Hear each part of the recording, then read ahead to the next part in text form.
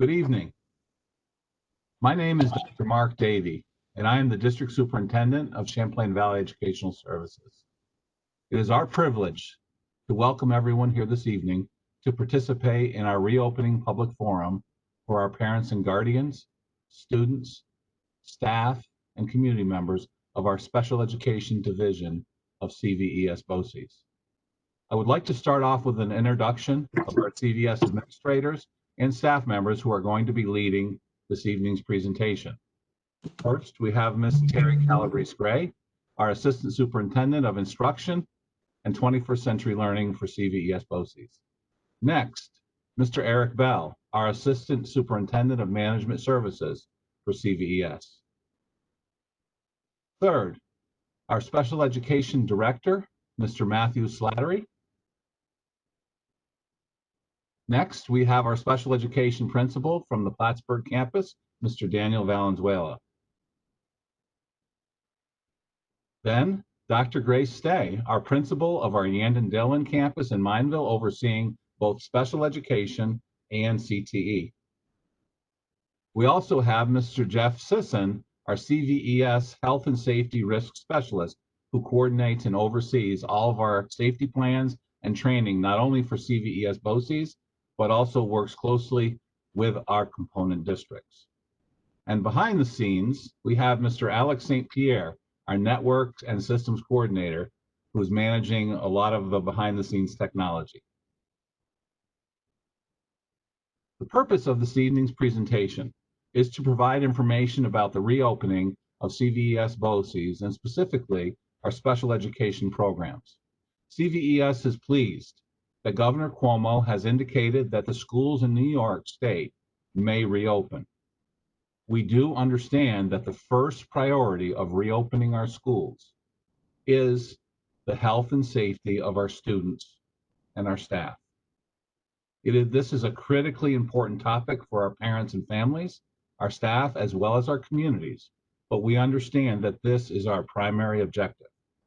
We also understand that these have been trying times as our entire school community, our state, our nation, and even the world have been working diligently in response to this worldwide pandemic. We are very fortunate to live in the North Country, where in our beautiful region, the upstate data has indicated very favorably that our infection rate and spread has remained low. We acknowledge that the governor's indicators driven by data will require close monitoring of that data, and the infection rate will have a significant impact on whether or not our schools remain open. I want to thank our CVES team members for all the work which has gone into the development of our reopening plan. These members include, from CVES, our planning committee members made up of many stakeholders, including staff members, nurses, administrators, aides, O&M staff members, teachers, communication team members, and a board member. Across CVES, the leadership and work of our entire administrative team and supervisors, as well as that of our dedicated staff, have helped make this evening's presentation possible and allowed us to submit our plan to the State Education Department and the State Health Department, the DOH, on the 31st of July. We want to further acknowledge that our component districts, who have worked closely in collaboration with CVES BOCES for many months to ensure the safety of our staff and students throughout our school communities, remain at the highest level of priority. We would also like to acknowledge the work and support of our local health departments and their staff from both Clinton and Essex County. The health directors from Clinton County, Mr. John Canoza, and the Director of Public Health from Essex County, Ms. Linda Beers, have been phenomenal to work with and have worked closely with their staff to support our schools. We would also like to acknowledge that CVES's reopening plan has been based on the state's guidance from the New York State Education Department, the New York State Department of Health, as well as the CDC. We have utilized extensive resources from across the nation, including information from various health organizations and best practices, to support our reopening plan efforts. These efforts guide our decisions to ensure the safest learning environment for all our staff and students.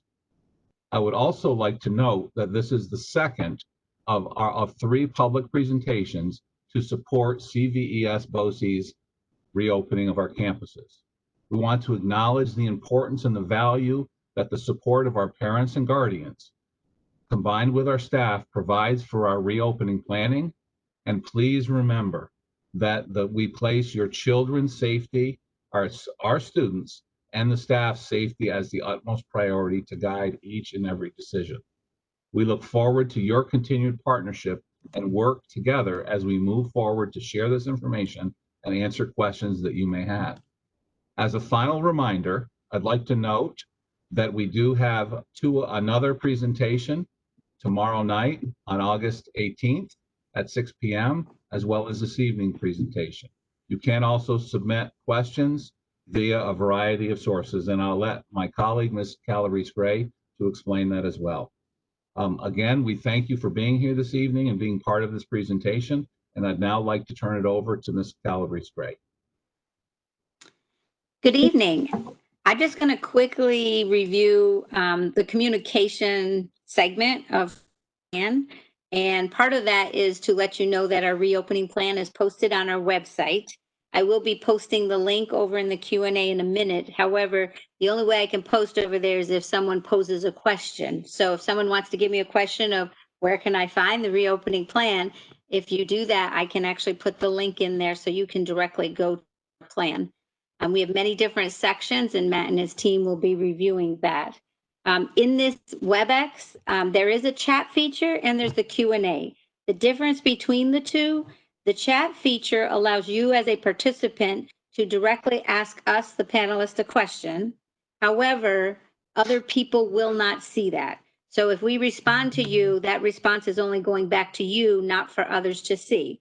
It's okay if there's a particular question you have that might be more private or might be a specific circumstance, you could put that in the chat. However, if it's a general question, we would love for you to put it in the Q&A, because if you put it as a question, we can respond and then everyone can see our response to that question.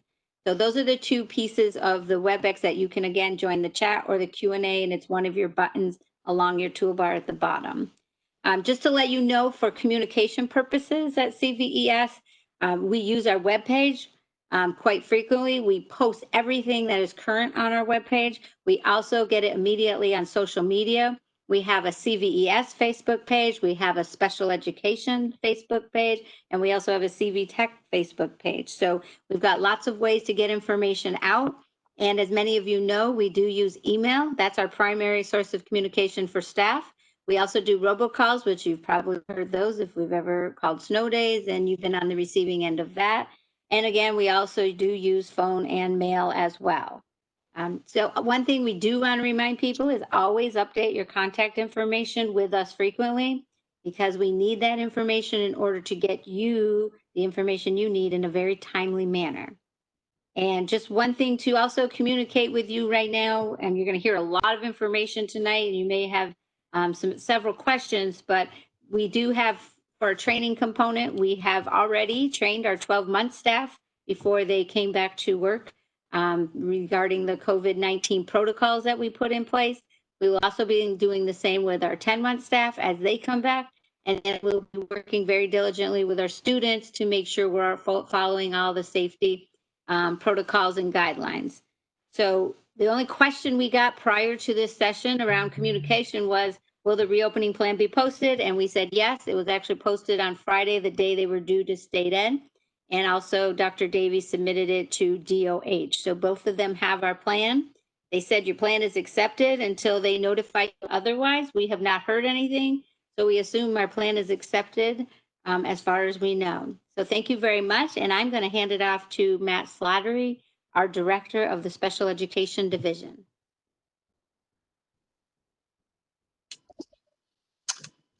Thank you, Mrs. Calabrese-Gray. Thank you, Dr. Davey. Good evening, everyone.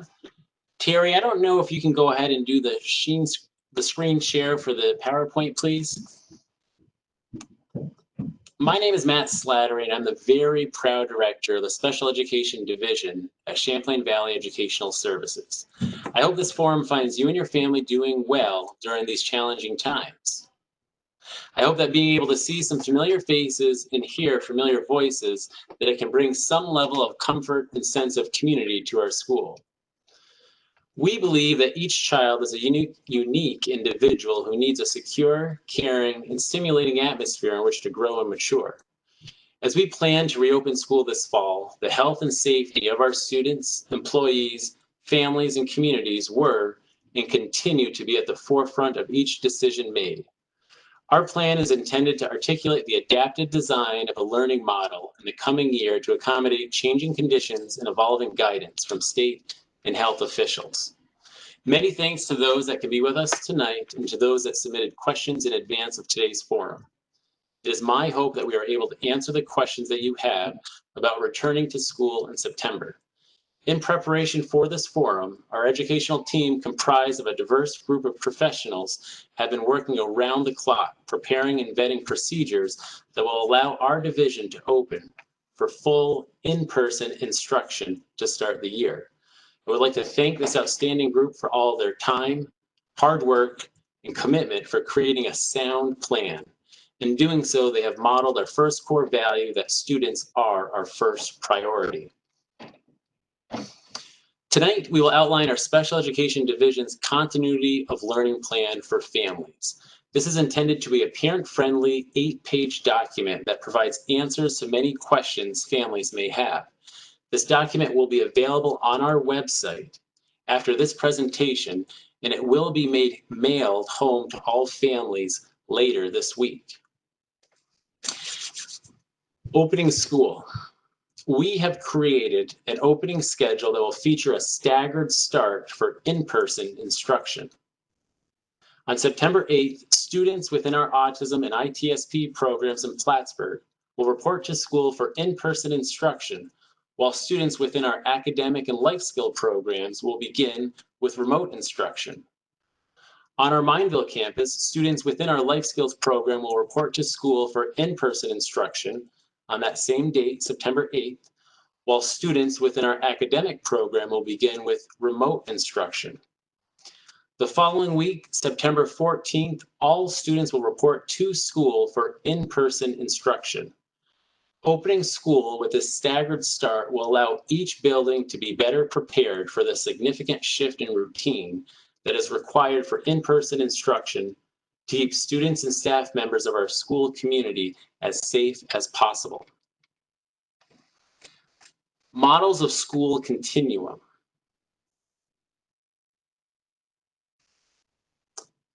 As Terry moves to the next slide, we have created a 5-level system to outline our adaptive learning models for this year. For the purposes of tonight, we will focus on in-person instruction with mitigation in place, which is level 2, as well as remote learning expectations, which spans levels 3 and 5, our hybrid and remote learning models. For in-person instruction, our model is built around single classroom pods to limit exposure to others. All students and staff are required to wear masks while in school. We have masks available for student use, or students may choose to wear their own. Staff will provide regular mask breaks throughout the day following social distancing requirements. A mask will be removed while eating with appropriate social distancing in place. In instances where a child is unable to wear a mask due to medical reasons, receipt of appropriate medical documentation is needed for us to make a request for a change in condition if that student has an IEP or a 504 plan. Now, when it comes to proactive strategies, we have many in place. I'm going to highlight a few of them here, and you will be able to find the others listed in that parent-friendly, that family plan that will be available after tonight's presentation. All of our students will receive direct instruction from the classroom staff and ongoing reminders about mask wearing, hand washing, traveling in the hallways, arrival, departure, safety drills, and playground, to name a few. Our positive behavioral interventions and supports model has been enhanced to strengthen the validation of returning students. All indoor spaces utilized by students will have the following. Spaces will be set up with minimal furniture and equipment to allow for optimal space for social distancing. Desks and surfaces will be cleared off at the end of each day to ensure proper cleaning. Polycarbonate dividers will be utilized as appropriate and clean between users. Rooms will have limited capacity based on square footage requirements. A red and green system will be used to identify areas that are ready for student use, and hand washing prior to and after activities will be required. Social and emotional learning is fundamental to the academic success and overall well-being of students. As a trauma-informed school, the social emotional well-being of our students is vital for a successful transition back to school. In addition to providing time for students to acclimate back to school within instruction and classroom routines, school programs will continue to focus on restorative justice practices, positive behavioral interventions and supports, therapeutic crisis intervention strategies, our extensive CVES counseling model, connecting families with community-based resources, and our on-site mental health counselor from Behavioral Health Services North at our Plattsburgh campus. When it comes to student arrival and departure, we'll feature new procedures to reduce traffic through halls and limit exposure within our setting. Students will be screened upon bus arrival and parent drop-off. If a student has a temperature over 100 degrees Fahrenheit, nursing services will follow up for further evaluation. Outcome of the nurse's evaluation may require contact of parent guardian for immediate child pickup. At dismissal time, students will be released to the buses in a controlled pattern to reduce traffic in our hallways. Students being picked up will remain in the classroom until their prearranged ride arrives. Individuals picking a student up will call into the main office. The student will remain in the classroom. Upon notification that the student's ride has arrived, the student will come to the main office for sign out and pickup. When it comes to food services, in Plattsburgh, staff will deliver meals to the classrooms where students will be able to remove masks to eat while following social distancing. We will not be utilizing the cafeteria in Plattsburgh during lunchtime. It may be used on a limited basis, and in such instances, proper cleaning between student use, a reduced number of students will be followed. In Mineville, students will eat in the cafeteria or the classroom, following a schedule and allowing for social distancing. As part of our daily schedule, students will choose their meals for the following day. If a student is absent, they will make their food selection in the morning. This will allow for a smooth operation of our food services during this challenging time. Individually packaged snacks will be provided within each classroom.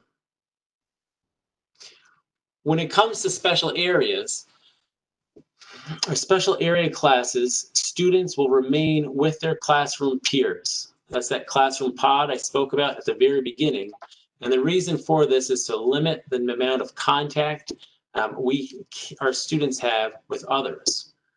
Physical education will be provided in multiple locations to ensure social distancing and will be held outside whenever possible.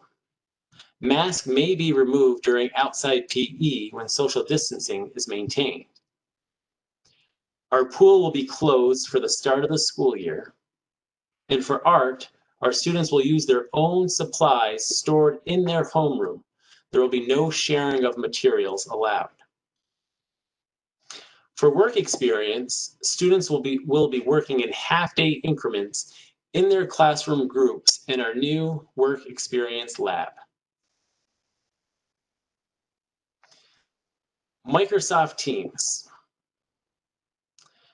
To prepare for multiple modes of learning this school year, Microsoft Teams will be used in all classrooms as a part of our instructional design. This instructional tool will go into effect at the start of the school year to establish and build student confidence and to ease transitions between levels of our school continuum model if needed. Now let's look at our hybrid model.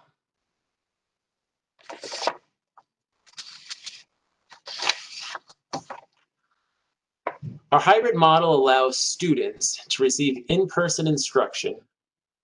It reduces student population in the building by 50% and allows for a deep cleaning between the two groups within each classroom. It also provides 2 consecutive days of in-person instruction, inclusive of related services. So on that chart in front of us, you can see students within that A group will receive in-person instruction on Monday and Tuesday.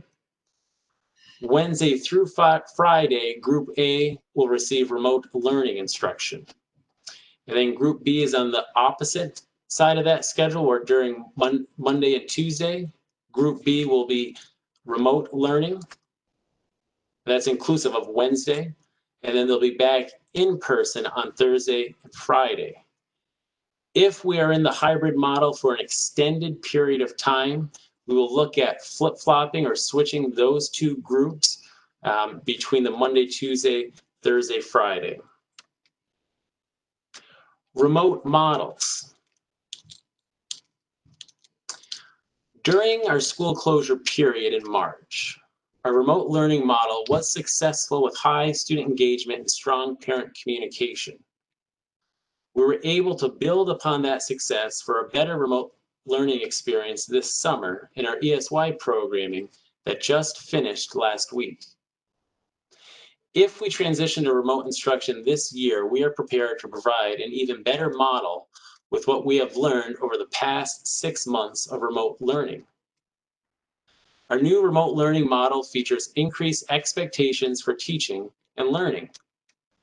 Teachers will utilize a blend of live instruction and teacher-designed learning activities to meet students at their instructional level. We will dedicate a daily 45-minute block of time for student office hours to assist with the completion of learning activities and to maintain consistent communication with parents and guardians. A weekly schedule will be created for each student and shared with their family by the classroom teacher. The goal of this schedule is to organize instructional learning and related services individualized for each student and to clearly communicate expected learning opportunities. As you can see on the chart in front of us, this is a sample. This will vary by teacher, by student, and by program. But this will be a very important communication tool for our parents during this remote instruction if it occurs. When it comes to equity and access is very important to our students' success.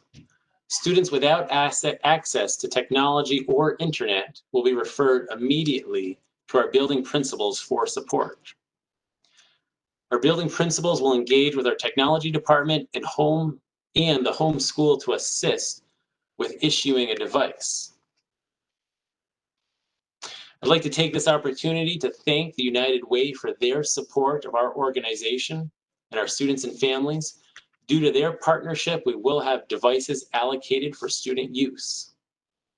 Building principals will also support families in working with outside agencies in securing internet connection. In cases where internet connection is not possible, instruction will be individualized to meet the family and students. We have one final option. This is our completely virtual learning option. This school year, we're offering choice for complete virtual learning. Families who have concerns about their child's health or well-being or impact on a family member may choose to have their child engage in a completely virtual learning option. If a family is interested in the completely virtual learning option, they are asked to reach out to their child's principal at their attending campus. Flexibility and the option for transition into in-person instruction from the completely virtual learning will be provided to parents and guardians. 1 week's notice and a discussion with the principal is required to allow us to prepare for this change. In closing, thank you for being here tonight. Our school community must remain strong, and we must continue to work together. Thank you for supporting our students and our community. I understand that this is an unsettling time, an unprecedented time, and we are all experiencing different challenges. Know that the faculty, staff, and administration here at CVES is always here to help support your student. Please continue to visit our school website for the most up-to-date information. Our welcome letters and our continuity of learning plan for families that this presentation is based upon today will be mailed out to everyone on Wednesday, August 19th. This document will be available on our website after tonight's presentation. Finally, should you have questions, please do not hesitate to reach out to our school principals. They are an exceptionally talented group of school leaders that will be able to assist you in any way possible. This concludes our overview of the Special Education Division's reopening plan. I thank you and I wish everyone well.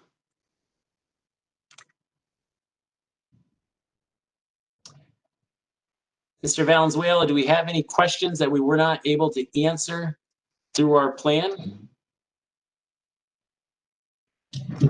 We have a few, more so, one in particular was a suggestion of students being temperature checked before they would come to school on the bus.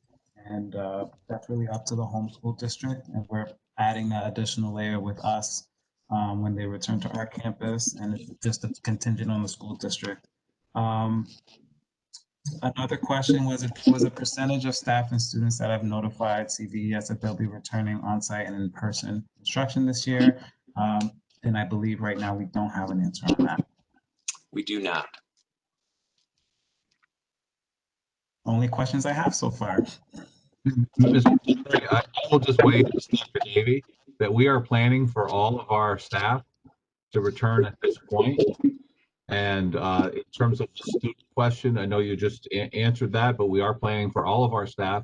And we are also asking that in partnership with our parents, as for all our students, that parents do screen their children at home before they put them on their bus. That way it will be important. We'll have a double check system in place. And I think that that'll be important that we're in partnership with our component districts as well.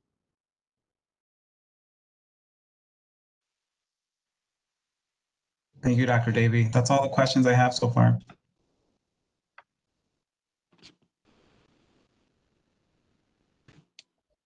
I believe now, any other questions? So that, I don't think we had other questions about teaching and learning. Matt, you covered the previous questions, right? I believe that had come in. We'll talk a little bit more. So are we ready? Do you think we're ready to move on to the health and safety section for Jeff Sisson?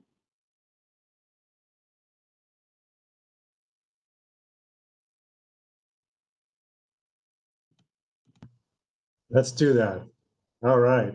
Hello, everybody. My name is Jeff Sessanov.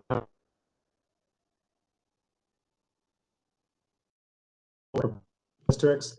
And I'd like to start off by saying that it seems like it can be daunting. And as Ms. Calabrese-Gray had stated earlier, we have trained our 12-month employees. Most of us have been back in our building since July 20th. To do that, we had to create a safety plan. We had to create training materials. We had to train the staff.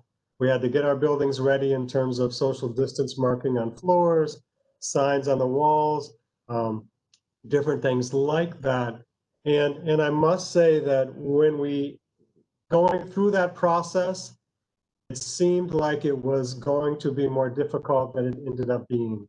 And I hope we find that Same thing when we re-enter the school in the fall, because I think what happened is a lot of times we're pretty conditioned to do these things already. We've been living this way. I think this is pandemic +5. I think this is the 5th month since coronavirus was labeled officially as a pandemic. And so in those 5 months, we've gotten pretty conditioned to staying distant from other people. We've gotten very conditioned to wearing masks when we're around other people. We've gotten just all those things that we think, oh my gosh, I've got to remember all that stuff when I go back. But what? A lot of that is just almost ingrained in us already, and we don't even realize it. So actually having people come back, it seemed like it was going to be a really scary, big deal. But once we got back, you know what, it all seemed pretty normal because, again, I think we're kind of conditioned to that point. So let's hope that continues. The things I'm going to talk about today, a lot of it's already been covered. So thank you, Mr. Slattery. Well, screening, we are going to ask parents to screen before the students come to school. And that screening would involve a temperature check. So please do that every day. We're doing that as employees, and we have to do that as guidance. I mean, it's basically guidance from New York State Department of Health. It's what we have to do as an organization to function in this environment. We have to, by law, do those checks, and we're passing that on to our students. And all staff members have to do the same thing. They take their temperatures every morning, and they answer 4 different questions about their health and where they've been, who they may have had contact with. It's the same 4 questions that you probably all know by heart at this point. So that is going to happen every day. And then again, when our kids get to campus, our students, we're going to screen them again when they arrive. And I know Mr. Slattery talked about that. Another thing that he mentioned was mask wearing. And again, we are going to wear masks as much as possible. I mean, we're going to have mask breaks built in there. Obviously, when they're at lunch and eating lunch, he mentioned they will not be wearing masks. And when they're on the playground, if they're able to maintain social distancing, that could be a mask break as well. And we realize it's going to be hard for some students to do that. It's hard for some adults to do that. So again, we're going to build in those little breaks. And if students need a break, it's one of those things we can talk about reaching out and asking for a break from the mask, and maybe we can work something out. Okay, so that's the masks. Oh, again, students, again, and Mr. Slattery mentioned this, we're encouraged if your student, your child, has a favorite mask, feel free. They're encouraged to wear a mask they have at home. We have some to come. If you don't have some, or if yours isn't clean, you know, we'll have backups, or if it gets dirty throughout the day, we have some we can use. But again, if they have a favorite mask, if they have a mask that they're already comfortable with, they like the way it feels, you know, that's fine, as long as it's well made, as long as it's in good working order, right? It doesn't have any holes in it or anything like that, as long as it's clean, and as long as it, you know, is appropriate. So, I mean, they're welcome to wear their own, and we'll supply backups if necessary. Social physical distancing, I know we've kind of already talked about that as well, but it's the same thing that we're doing. We're all going to stay 6 feet apart, and that's the goal, and that is what we're trying to do. Even in the hallways, so we're going to have the kids, we're going to train the kids, teach the kids to, when they walk down the hallway, they're going to walk with their right shoulder near the wall. So that means if you're going one direction, kids on the other side will be along the other wall, so you'll have that 6 foot space between them. There's a lot of things that we're doing to set up and maintain that 6 feet distance of distance. Physical distance, again, we mentioned there's going to be markings on the floor in front of teachers' desks. There will be, in some locations, even we'll reduce the capacity of certain rooms. So if some rooms are smaller, we might reduce the capacity to 1 or 2 people at a time to be in there. So smaller bathrooms and things like that, just to maintain that physical distance from one person to another. So a lot of effort's gone into looking at the facility, finding safe ways to put people back, while still maintaining that physical distance. Trying to think anything, you know what, and it goes back to a lot of this health and safety is just the good hygiene practices that we've been teaching for a long time, like sneezing. If you're going to sneeze or cough, you do so into your elbow or your shoulder or into a tissue and then throw the tissue away and then wash your hands or use hand sanitizer after that. Those types of things. And respiratory, that was the respiratory hygiene. Hand hygiene again before you eat, right? But after you leave the bathroom. And Ms. Calabrese-Gray talked about communication, and a lot of the health safety elements go hand in hand with communication, whether we're talking about doing something like this and talking to the parents about what these elements are and how to do the screening, which you'll get more details with as we get closer to the beginning of school. So you have training elements, you have presentations, you have signage, and that's a lot of what we have at school, just reminding staff and students to look for the signs that are going to teach them and remind them to do certain things to maintain distance, remind them to wear their mask, and things like that. So lots of signs around bathrooms, reminding people to stay distant, reminding people to wear face coverings, reminding anybody who enters our building about our questionnaires with the the screening policy with the 4 questions. So a lot of health and safety and communication go hand in hand. And we do work closely with Clinton County Department of Health and the Essex County Health Department when it comes to screening, how to do screenings, when you talk about students returning to school after illness. And a lot of that is still up in the air with different decisions that have changed at a state level. Right now, there was a question about that we had submitted ahead of time. And the question was, if my child is sick, will they need to get a COVID test to return to school? Currently, and I have to say currently, if a student goes home with COVID-like symptoms and they do not seek medical and see a doctor, they would need to stay out of school for 10 days. And then they would not be able to return until they've been free of a fever for 3 days and free of symptoms for 3 days. So it might actually be longer than 10 days. The 10 days is automatic, but those other things might be added on. So it might be maybe the fever doesn't stop until the 10th day. So your child will be out for 13 days. However, now if they go to their physician, their healthcare provider, and it is deemed they take a test and it is negative, then they can come back. Or if the physician says that it's actually the cause of some other illness or condition that they have, they can come back, but they would still not be able to return until the fever is gone for 3 days or the symptom is gone, if it is something that's not a permanent issue. So again, those things change very frequently. And I had a conversation with Essex County today. They expect changes to come before school begins. So we will keep you up to date on that and make sure everybody understands and that's clear before returning in September. Emergency response protocols and drills. Yeah, so we still have to conduct all of our safety drills, whether that's a lockdown drill or whether it's fire drills. We still have to do those things, and we are going to do them and maintain social distancing. So just leave the class during a fire drill. They'll stay to the wall where their door is on, so they're not going to walk across the hall. They'll come out of their door and hug the door with their right shoulder close to the wall. They will exit the building. Students on the other side of the hallway will do the same thing. So they'll move in the same direction, but on opposite sides of the hall with 6 feet in between them as much as possible. So again, we try to do these things. We still have to maintain and follow the safety protocols that we have by New York State to function as a school, and we're going to do so safely, and we're going to do so wearing masks and so physically and social distancing. Jeff, we Yeah. did get a question about neck gaiters instead of a mask. So, they can keep it on their neck and they can pull it up and then they could put it down. So Okay. that was a question. So right now we're using only masks that are at least 2 ply. So that's what we're doing. And I think a lot of those gaiters are single ply than what I've seen.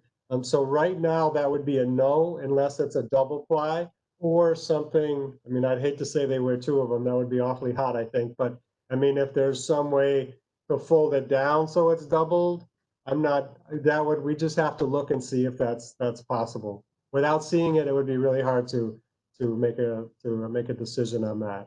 But it is a 2-ply mask or covering that we're using. Two or three. Good question though, great question. We're gonna move down to, oh, there was another question about a face shield. It said, can students wear plastic face shields instead of a mask? So the answer is no. However, it's possible, okay? Impossible, but yet it happened. So basically the best protection we can use as a person to prevent the spread of any illness they have right now, COVID including, would be to wear mask, the face covering that's 2-ply.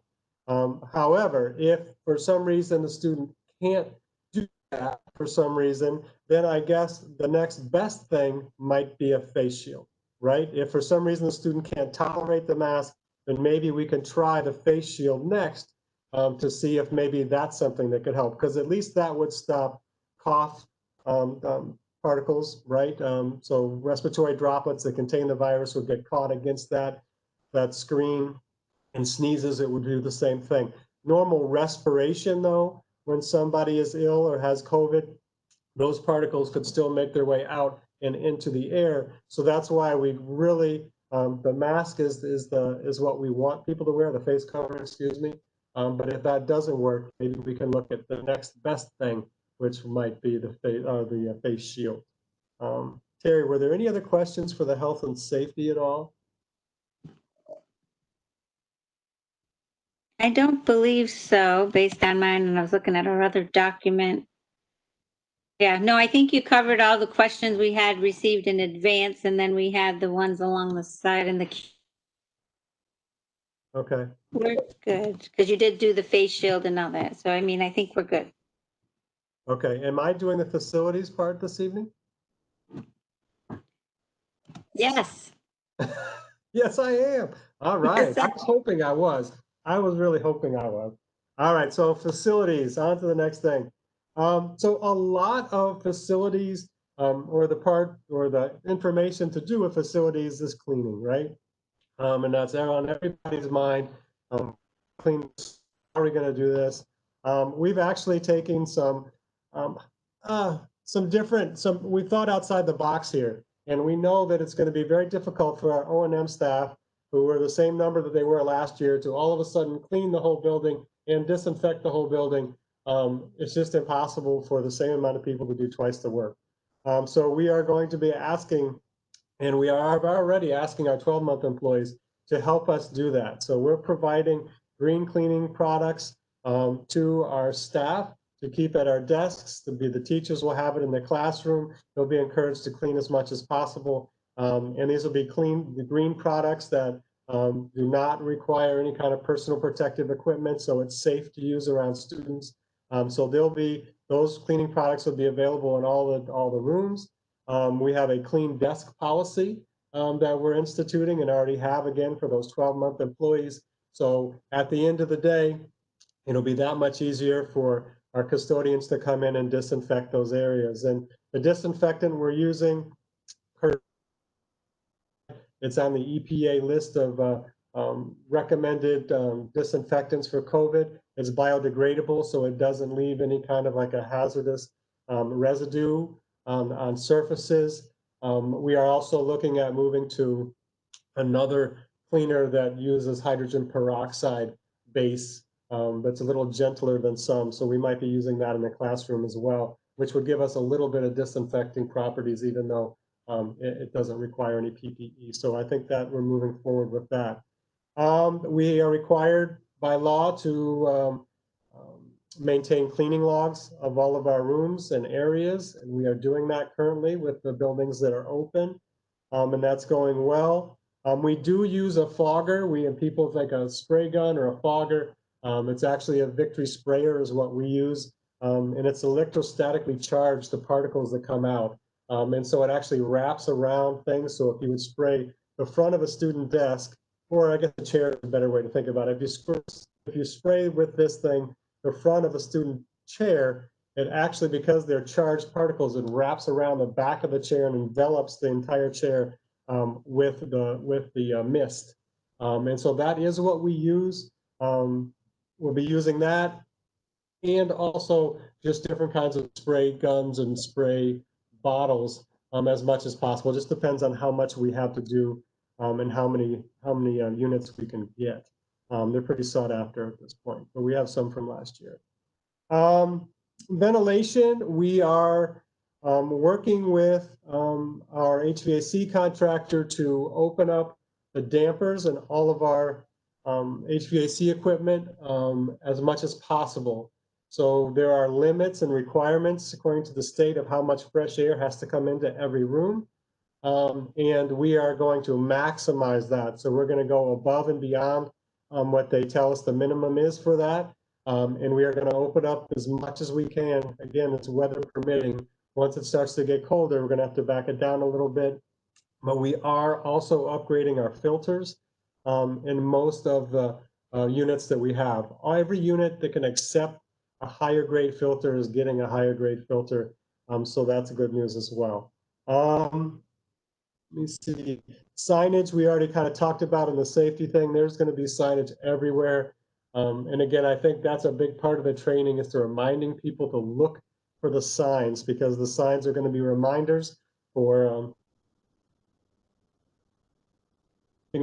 say, Dr. You mentioned at the beginning, this really is a partnership, right? I mean, we're working together to keep the school healthy. We're working together to keep each other healthy and our families healthy. So it's kind of like a shared responsibility, shared health. And that's what this is moving forward, at least for the time being. Access to visitors. I know Mr. Slattery mentioned this. Visitors are going to be limited, especially to start off. So we're not going to have anyone inside of our buildings that don't need to be there, whether it's a salesperson. It really doesn't matter. So we're going to keep our doors locked. And he mentioned to you that you would call from the parking lot and the student would meet you at the door.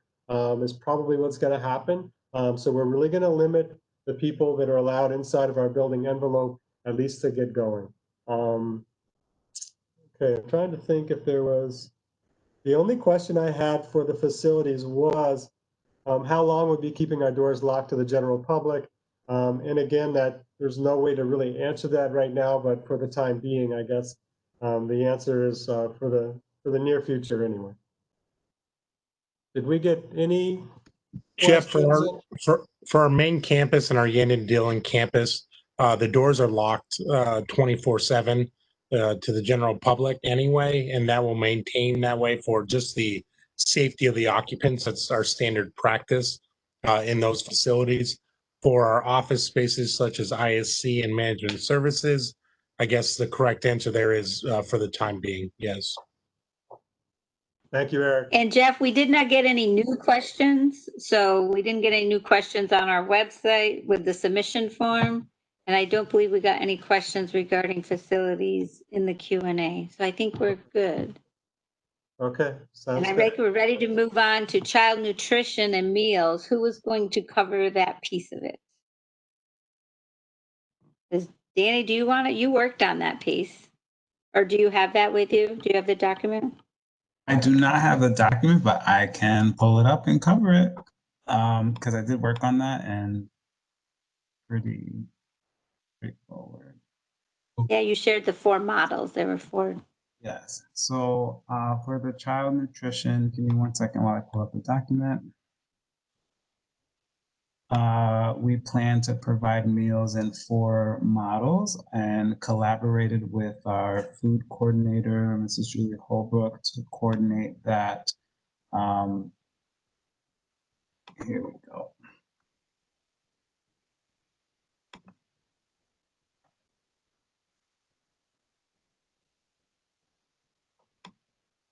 So we're looking at providing 4 models, which will be in preparation for meal delivery for students. The 4 models are classroom service to classroom dining, cafeteria service to classroom dining, take home meals if needed, and then remote food service. So in the event a student is listed to go remote, we'll collaborate with the component districts regarding the best method to achieving food delivery for those students.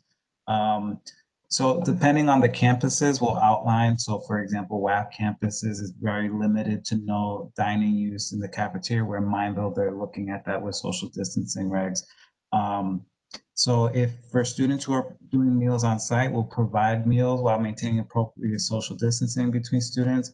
Like Mr. Slattery mentioned, we do not have to wear face coverings when seated and eating.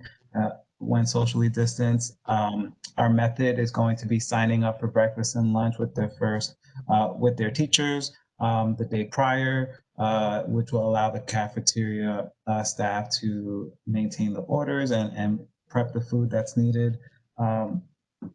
Breakfast, for example, we can have students will choose their meals in advance and submit to the cafeteria, as well as for lunches.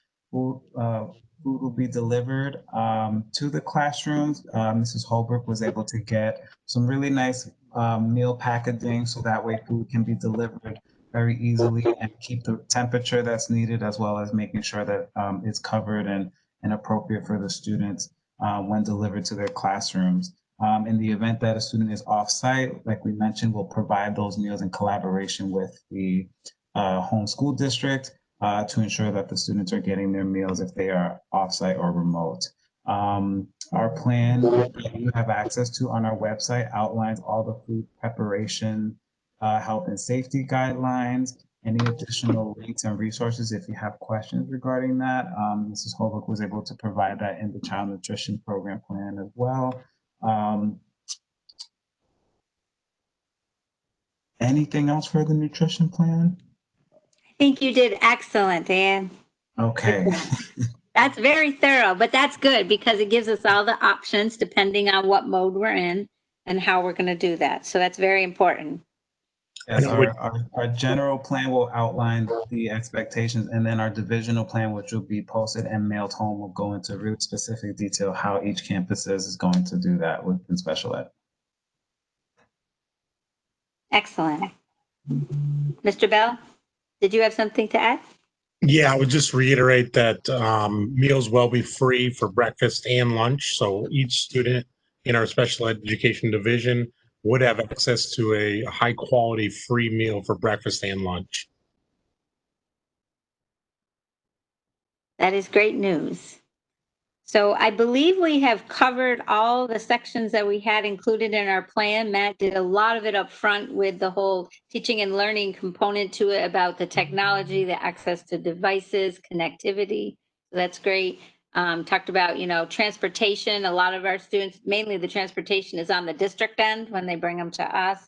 So, but we work closely with the component districts. So we're willing to do what we need to do to make sure that goes smoothly. Does anybody see any other questions that are out there? I don't see any, but I just want to double check. And I'm going to turn any more. Okay. So I'm going to turn it back over to Dr. Davey. Thank you. And I want to again thank everyone for participating this evening. Thank you to our CVES team for helping pull and put this presentation on. We're very pleased to share this information. And our event last week for CV Tech has also been posted. And as of this evening, we've had over 259 views of the video. So we hope that any parents and staff or community members who weren't able to attend this evening with us will be able to access the information online and view it and have questions answered. We're so pleased to be partners with our parents and our guardians who are incredibly valuable for us to work closely with to ensure that your students are receiving the high quality education that CVES is known for. We've been partners in our school communities for over 70 years, and we're proud to serve that role, and we're proud to serve our students and work with our parents and guardians to provide outstanding education to your children. So please reach out with questions. Please do not hesitate to have any questions brought forth. No question is silly at any time. And again, we are committed to providing the highest quality education, but with our with health and safety as our first priority. So I want to thank everyone this evening and look forward to seeing our students soon. And Have a good night, everyone. Thank you.